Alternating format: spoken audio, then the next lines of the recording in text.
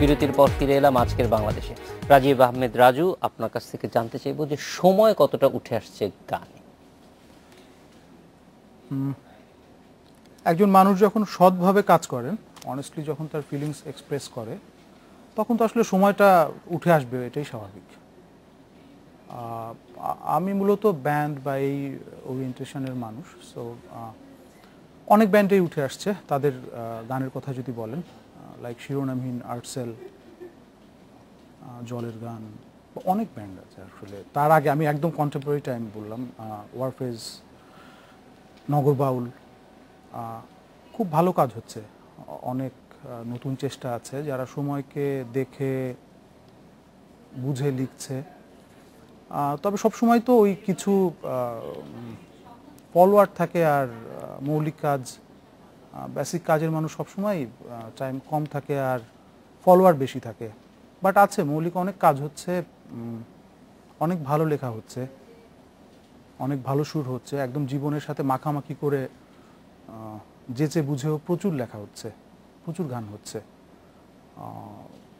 কিন্তু প্রীতম যেটা বলছিল যে এই ধরনের গান মূলত মেইন স্ট্রিম মিডিয়ার প্রতি প্রীতমের এক ধরনের দৃষ্টি, যে তাদের কারণে আসলে বেশি মানুষের কাছে পৌঁছতে পারছে না, একটা গ্রুপের কাছে পৌঁছাচ্ছে। কিন্তু আমি আসলে ঠিক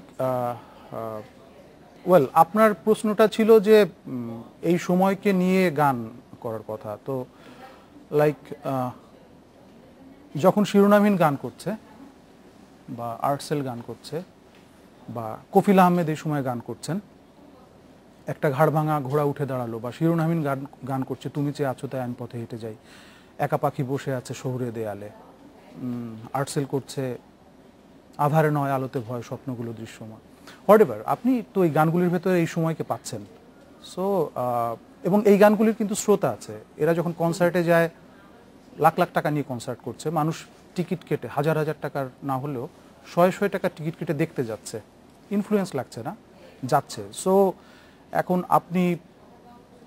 আমি দেখছি যাচ্ছে, আমি আশাবাদী না, আমরা হতাশাগ্রস্ত না, আমরা বলছি যে এটাকে আরো কিভাবে বড় করা যায়। দেখেন, শিল্পের একটা নিজস্ব সত্যি আছে। আপনি একটু আগে বলছিলেন প্রীতম ভাইয়ের সঙ্গে কথা বলার সময় যে আগে তো মিডিয়া অনেক কম ছিল বা যাওয়ার সুযোগ কম ছিল, এটা একটা কাজের না নিজস্ব একটা শক্তি আছে।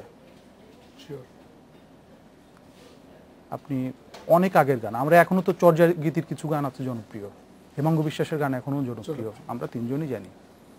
সো মনে হয় যে হ্যাঁ, আপাতত সময়ের জন্য এটা একটা মনে হলেও যে কাজটা পৌঁছাচ্ছে না, যাচ্ছে না, কাজটা লিভ করবে কিনা, বাট কেন জানি মনে হয় যে কাজের শক্তি একটা নতুন মাত্রা যোগ করে, যেটা আসলে কাজটা থেকে যায় প্রকৃতিতে বা মানুষের ভেতরে থেকে যায়।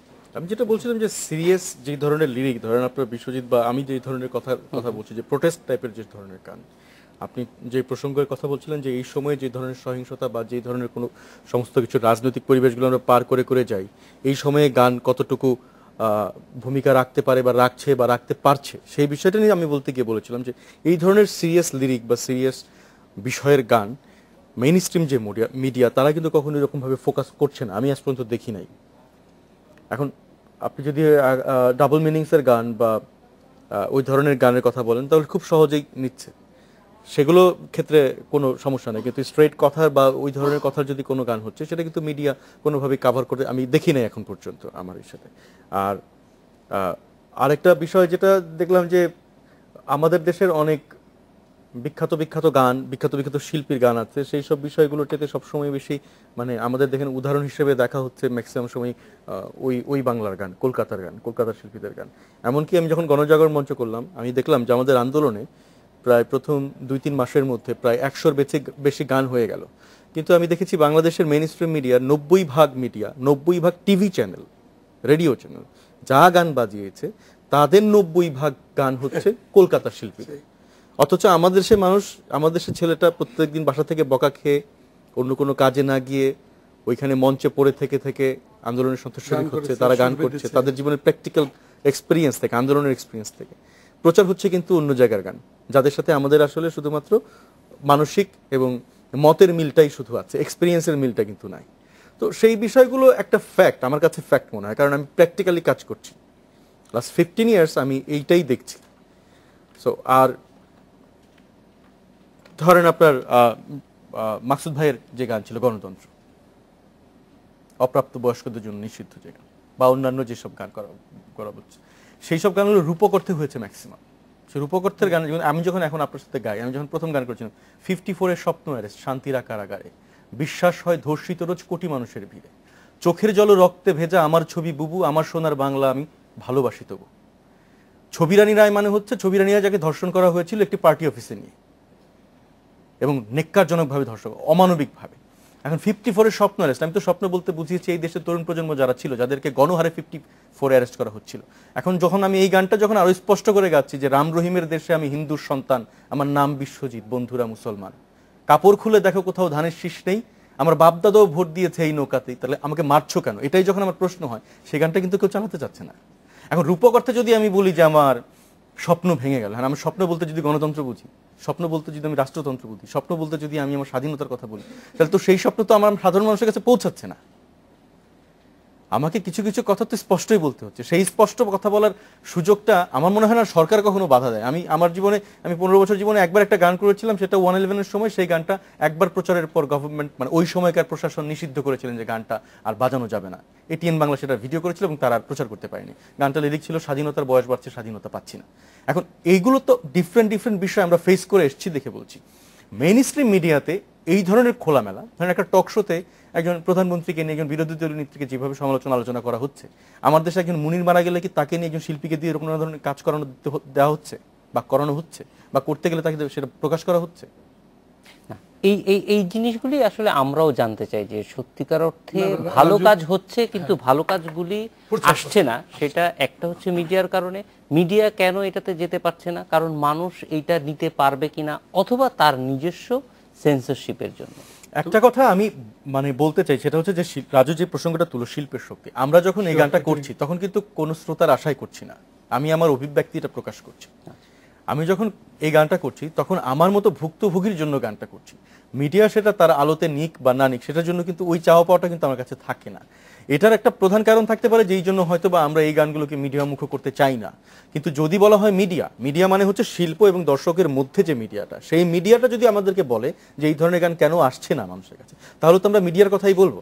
যে শিল্পী এবং শ্রোতার মধ্যে যে যাদের কাজটা করার কথা, তারাই যদি কাজটাকে খুব ব্যাপকভাবে নিয়ে আলোচনা না করে, ব্যাপকভাবে না নেয়, বা তারা যদি সেটা জানাশোনার মধ্যে না থাকে, তাহলে সেই মিডিয়া যদি আবার আমাকেই প্রশ্ন করে, আমি কিন্তু মিডিয়ার কথাই বলবো যে এই মিডিয়াই তো আমাদেরকে ওই নিউজটা করছে না। তো আমার তো কিছু করার নেই। আমি এবং আমার শিল্প এবং শ্রোতার মধ্যে তো কোনো গ্যাপ নাই।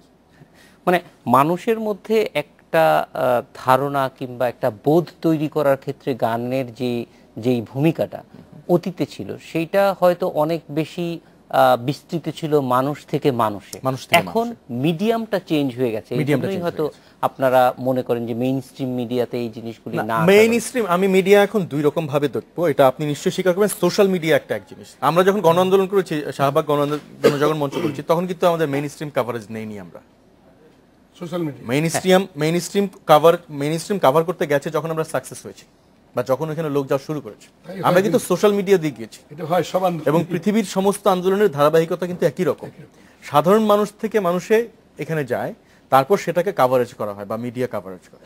আমরা কিন্তু যখন যে গানটা করছি, আমি সেটাই আপনাকে বললাম যে হোক প্রতিবাদ গানটা মাত্র 25 তারিখে করা, সেটার এখন আমি আরো 3-4 দিন আগে দেখেছি যে 3.8 মিলিয়ন সেটার মানুষ নিউজটা পড়েছে ওই পেজে গিয়ে। তার মানে আমার সংখ্যা তো কম নাই। এখন আমাদের দেশের মিডিয়ার সংখ্যা বেড়েছে, কিন্তু মিডিয়াতে ইনফরমেশন নেওয়ার মতো মানুষের সংখ্যা হয়তো কম, তাদের কাছে যে পৌঁছাচ্ছে না। যে কারণে হয়তো আপনি আমাকে প্রশ্নটা করলেন যে মেইন স্ট্রিম মিডিয়াতে বা মিডিয়াতে কি হয়ে যাচ্ছে। আমাদের যে সংস্কৃতির শক্তির কথা বলছে রাজু, যে সৎ, আজও হেমাঙ্গ বিশ্বাসের গান, আজও আমাদের পিটসিগারের গান, আমরা কিন্তু মুকুন্দ দাসের গান, আমাদের আলতাফ, লুৎফর রহমান, আব্দুল লতিফের গান আজও কিন্তু তেমনই জনপ্রিয়। আমাদের লোকগানে আমাদের এই দেশে সেই শাহ আব্দুল করিম, কে আব্দুল আলিম, কে আব্বাস উদ্দিন, হাসন লালনের গান, সেটাও কিন্তু কম জনপ্রিয় নয়। আমার মনে হয় যে বিশ্বায়নে আজকে এই যে গ্লোবালাইজেশনের জন্যে আজকে সংস্কৃতি যেন অসতর্কতাই, মানে এটা পুঁজির দাসত্বে পরিণত হয়েছে।